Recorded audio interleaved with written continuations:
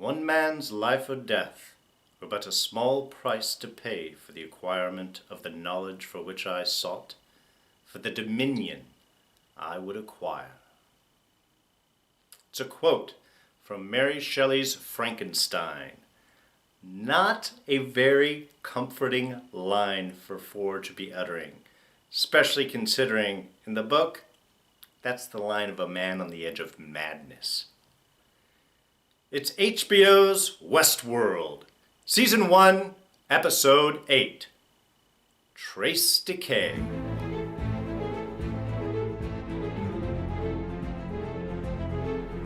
Hey everyone, D here, and welcome to this week's review of Westworld. So, of course, there are spoilers ahead. You have been warned.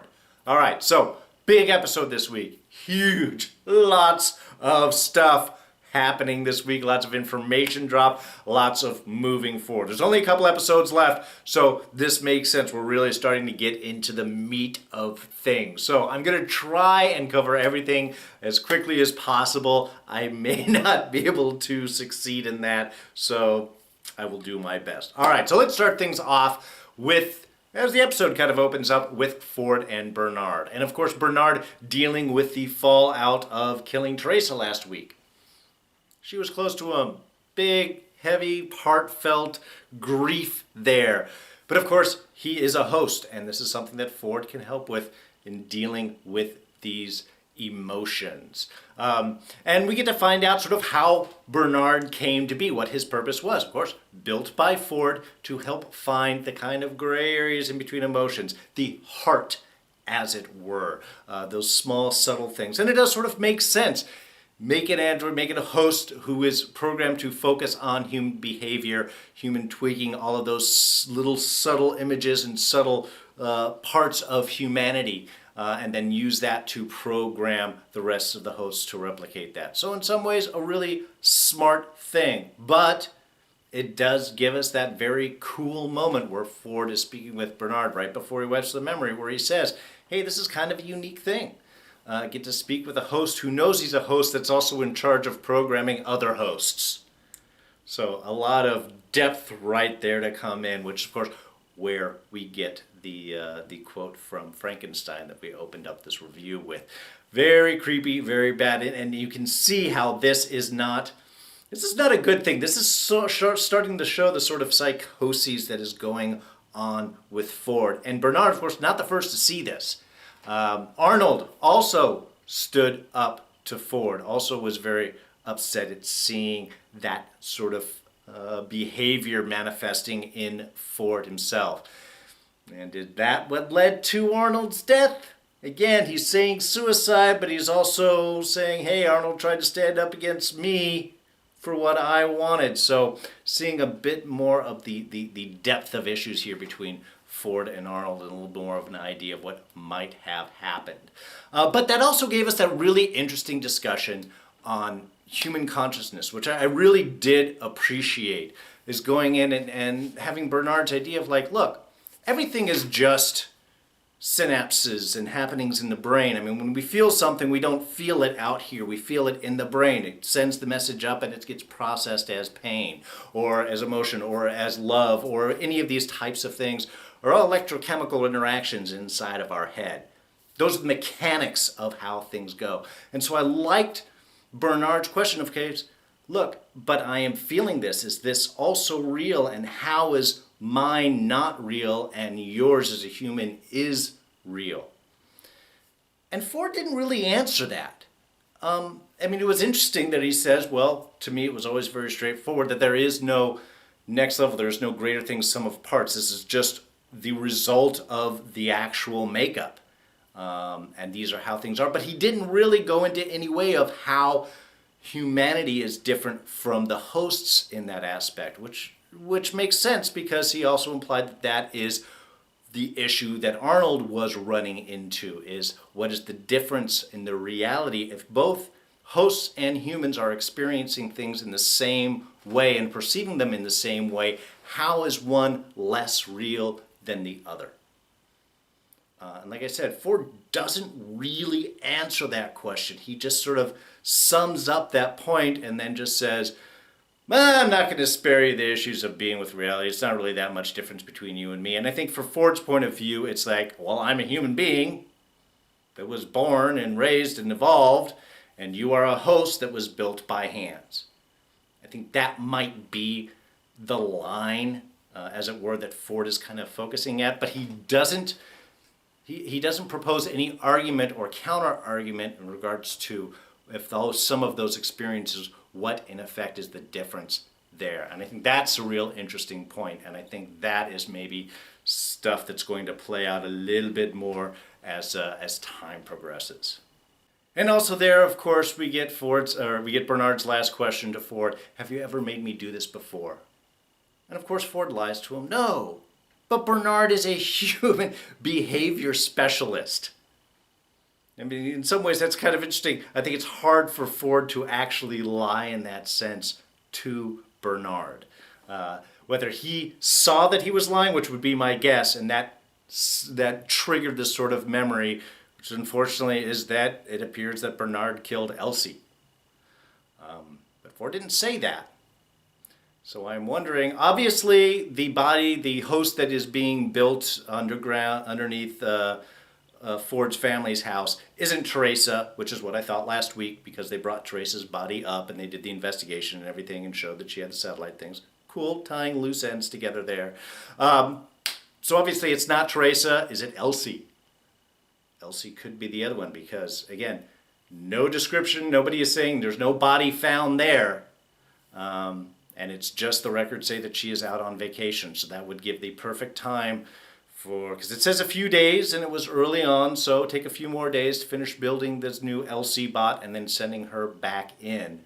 And then would Bernard be able to tell the difference there? That would be interesting. And the Man in Black, got to see some real information coming out there. Great little actions between him and Teddy. Teddy's starting to remember things. That is starting to have an effect. And that sort of freaked out the Man in Black. That was cool. And he was like, you really are remembering. But this is how it all starts. Started with Delores, started with Maeve. It's now starting with Teddy. We're going to see how these memories coming up play themselves out. But here we're learning a lot more against Man in Black. And of course, he is a very important person. We sort of got that with his previous interactions with the guests that were trying to thank him. Head of a foundation. Here's a very big man, very important captain of industry. Married with a kid. But of course, his wife kills herself last year. Takes the wrong pills, dies in the bathtub, and the daughter tells him it is because of him, because of the Man in Black. He never hurt them, but the wife could see the effects that the park has had. And this is the rough part. We've been talking about this a few times through these reviews. And it's the effect that the park is going to have on the human psychoses. If you are allowed to do these things and get away with them, you're allowed to be the black hat, you're allowed to be the bad guy, go out and kill and rape and maim and sleep and do all of these things, with hosts, whether they not be real, are still very real looking. They still come across as real. Everything about them is real except the fact that they're actually made. But the way they feel, the way they bleed, the way they die, that's all very real. That's what we're seeing. That is going to have an effect on us. Man in Black never behaved that way while he was out in the real world. But the effects of being in the park still were there. She, the wife, could still see those effects and therefore not know. And also apparently Man in Black not necessarily dealing with these realities well at all. Because as she said, could go from being insanely judged to dropping an almost comatose. She never knew which way that he would go. So these extremes in emotion, these extremes in experience, trying to isolate those from just a park setting and not bring that stuff back, that's going to be impossible. Whether the Man in Black had this in him already or it was something that was encouraged and built upon due to his many, many years of coming to the park and all of the bad things that he did while he was there, this is apparently where he is, and now he has come back to the park to effectively die for his final act when he did come back and kill Maeve and the child. Then he got to see something a little bit different, and this is where we get back into the maze thing. And it's, again, the kind of interesting thing on consciousness that sort of hits back to what Bernard was saying earlier on. Maeve, though she is a host, has a child and is experiencing her life with that effect and with that loss. That's such an extreme loss. That seems to have sort of clicked things in. So Maeve seems to actually have pre-jumped a lot of these actions. It wasn't just the reveries starting with Delores and then starting this action. Maeve actually made that jump herself within that moment, within that experience as the Man in Black. She was alive, if only for a moment. That loss had such an effect on her that it warped her programming and actually sort of made her real. She wouldn't respond to commands. Even as they tried to go in and look at her brain and try and calm things down, her response of "don't take my memory, it's all that I have of her." That is such a strong human statement to make, and also reflective back to Delores when she lost her parents, and Bernard, or the ghost of Bernard, or Arnold as Bernard. We haven't figured out the specifics of all those interactions. Tells her that she can take that pain away. Dolores' response there is also, "this is all that I have of them." So it's the host kind of realizing that these memories are important. It's what makes them real, in effect. And that's certainly, so whatever that traumatic moment kind of like snapped her programming and made her real. I mean, to the point where when Ford tried to actually take away the memories for, she would rather die. Taking away those memories, she couldn't grab that thing and stabbed herself right in the neck, took herself out in that aspect, is that she would rather be dead than not have those memories. And that is an extremely human thing to do. Speaking of Maeve, real quick, for all of her intelligence seems to have boosted up, when it actually comes down to it, she is pretty dumb. First off, why would you slice open Sylvester's neck? I mean, just to make that statement, I mean, it's that's just Maeve kind of trying to be cruel and over-controlling, I think. Not super effective, wasn't really trying to apparently actually have Sylvester die, since she had Felix sort of repair that wound with that little cauterizer, ow. Also, the neck slice seems to be Maeve's thing. Did it with the Man in Black, did it almost the exact same cut to Sylvester, though on the other side. And then when he finally killed New Clementine, also that big slice to the neck. Well, she was sort of reliving some memories at the same time, but you understand, that seems to be Maeve's move. But her attempted escape, I thought, was kind of clumsy. She should have been much smarter. First of all, when she gets back in the park and she just starts ordering people around, didn't she think that Control is going to notice that? They got cameras on everything. They're kind of watching everything. A few little interactions you might be able to get away with. But she just starts getting carried away, ordering New Clementine around, and then ordering the bartender around, and then even when she's ready to go, why announce it? All right, the bar's yours, I'm out of here, bye. I mean, that's probably going to create some issues, and it actually ended up being. Anyway, I just thought that was kind of a real clumsy move for someone who's had their intelligence built up so much. She seemed to have been doing things, not really thinking things through. And William and Delores. Again, not really a whole lot there. Basically finding out, we're having Dolores' sort of memory thing starting to get a little trippy and sort of freaking out. Her seeing herself is always kind of weird, floating dead in the river and then trying to blow her brains out in the town there. All that kind of disturbing. From a practical standpoint, what we get to find out is, of course, Logan survived. Of course, he survived, and he joined up with the Confederados and told them, hey, go after William and Delores. So that's kind of cruel, and eventually, of course, does catch up with them, and I'm sure that he has some very dark plans set for them. But we also got a shot into the town there. So this town does seem to have been dug up. Was the old town, now dug back up. Hale mentioned that they had just dug up this town.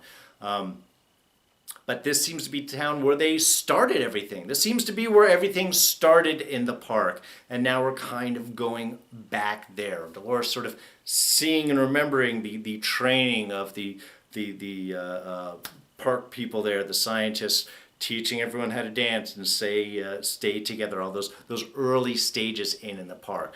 But walking across, just a little insight there, the street of the old town was the blonde woman that Teddy and the Man in Black run back into, which of course ends up being someone working for Wyatt. So we get that all looping back around. But yeah, when Man in Black said, hey, I thought they had retired you, well, the idea is when they do the little flashback to the early days of the park, that was her walking across the street. And later on, after the gunplay, that is also her kneeling over a body and sort of screaming out. So we'll find out probably a little bit more about her and maybe how Wyatt's madness reflects all the way back to those early days of the park. It's going to be kind of interesting. I'm wondering if maybe the last narrative is Ford's way out. Maybe he sees that he is heading towards the end and wants to end at the beginning in some way. All right, couple little bits right here. First off, New Clementine. Just not as sweet as the old one, but also Maeve, seeing her and again being aware of everything. It's definitely freaking her out. All those repeated interactions now with a whole different person, but the same lines. Yeah, sometimes being too smart and too aware can drive you a little nuts. Okay, so Hale is now going to use Sizemore to smuggle out the park data. Didn't work on the satellite thing, they were able to recover out, but now Hale is now putting all of that information into the empty brain of Dad Abernathy there, and is using Lee to do some small programming to try and sneak him out. He says, just a basic something to get him on the train and out of the park. My guess is Hale does not realize that there is that explosive there in C6 that Felix and Sylvester were talking about. So that's going to be an interesting scene on the train when old Daddy Abernathy blows. When old Maeve, right after the Man in Black killed her kid and everything, was brought back to the behaviors, when Bernard makes the comment to Ford that her programming is all fractured, the little shot that they had of the behavior looked like a maze. And I'm sort of wondering if that is a little sign in there as well. That fractured memory all looked very, very maze-like. Stubbs, he's suspecting Bernard. Why? Because Stubbs is the head of security. He's a smart man. He sees things. So, of course, he knew the little relationship that was going on between Teresa and Bernard. But now Bernard does not seem to remember that. That is throwing off Ashley Stubbs' little warning light in the back of his head real bright. Okay, so I think that's going to wrap us up for this week. I hope this didn't go too long. Like I said, there was a lot of stuff happening today, tonight's episode, and there's only 2 left. We only have 2 more episodes left until the end of this season. So really, we've got a lot more information to dive into. We at least have to get an introduction to the maze. I don't think we're going to find out too much more about it. Again, with only 2 episodes left, we're not going to certainly solve it. But I think we need to at least point out what's going on with Arnold and what is the basis of the maze. Even if we don't, again, go through that or answer that fully, I think those are 2 of the big questions that we do need to try and find out before the end of this season. Anyway, if you did enjoy this review and all of my thoughts here, go ahead and click that like button. Comment section below. What are you guys thinking? Are there any theories that I am missing? Do you think that I am off? Which does happen. Also, what other things do you guys want to be sure that you see before this season ends? Throw those down in the comment section below. Now, you can always catch me on Twitter and Instagram. I'm at Darren Jakes. There it is right there. Now, you can also always hit the subscribe button. It's right here. It's a little picture of me. Go ahead and click that and catch all the rest of these reviews. Also, we are doing The Walking Dead reviews up here and Agents of S.H.I.E.L.D. reviews right here. You can go ahead and check those out. Anyway, that's going to be it for me. I'm D, and I am out of here. I'll catch you guys next week. Take it easy. Bye-bye.